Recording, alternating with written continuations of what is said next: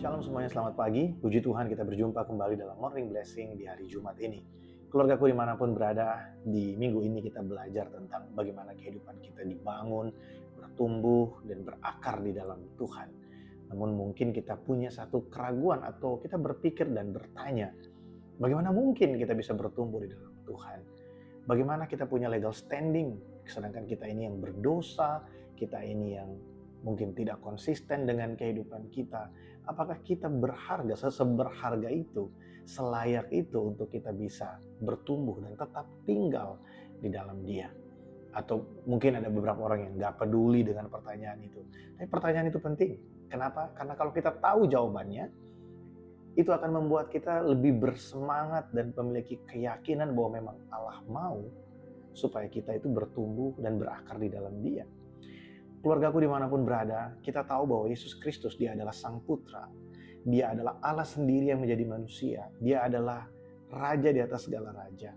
Dia berkuasa atas seluruh alam semesta. Namun Dia memberikan dirinya untuk datang ke dalam dunia. Dia masuk ke dalam kegelapan yang ada di dalam hidup kita. Dia yang tidak pernah digoncangkan, Dia memberi dirinya untuk Dia digoncangkan selama Dia ada di dunia ini. Dia memberikan hidupnya, Dia yang tidak pernah mengalami penderitaan.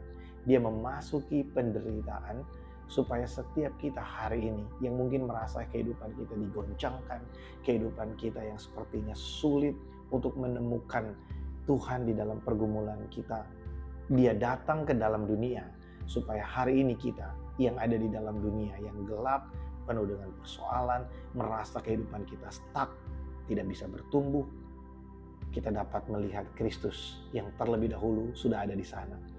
Dan ini menjadi pengharapan bagi setiap kita. Bahwa mungkin kita merasa kita kurang berharga. Kita merasa ada banyak hal yang kurang dalam hidup kita. Dan sepertinya kita ini dimusuhi oleh Allah. Nah, saya akan bacakan Kolose pasal yang pertama, ayat yang ke-19 sampai dengan ayat yang ke-20. Demikian firman Tuhan. Karena seluruh kepenuhan Allah berkenan diam di dalam Dia, di dalam Kristus. Dan oleh Dialah Ia memperdamaikan segala sesuatu dengan dirinya, baik yang ada di bumi maupun yang ada di sorga, sesudah Ia mengadakan pendamaian oleh darah salib Kristus. Apa yang membuat kita berhak, layak untuk bertumbuh dan tetap tinggal di dalam Kristus, untuk berakar di dalam Dia? Tidak lain dan tidak bukan karena ada Kristus yang menjadi pendamaian antara kita dengan Bapa. Kita yang dulunya adalah musuh-musuh Allah, sekarang kita menjadi kepunyaannya. Kita menjadi berharga di mata Allah. Bukan karena kita, tapi karena darah Kristus. Dikatakan di bagian yang terakhir, ya, sesudah Ia mengadakan pendamaian oleh salib Kristus, oleh darah salib Kristus. Nah, hari ini keluargaku, saya mengajak setiap kita, mari berikan hidupmu untuk bertumbuh di dalam Tuhan. Berikan hidupmu untuk berakar dalam Tuhan. Berikan hidupmu untuk dibangun di dalam Dia.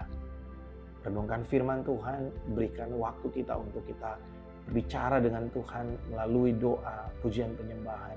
Yang paling penting ini, rindukan Tuhan, bukan yang lain. Rindukanlah Tuhan lebih daripada semua yang ada di dalam hidup kita. Lebih daripada semua jawaban doa yang kita mau.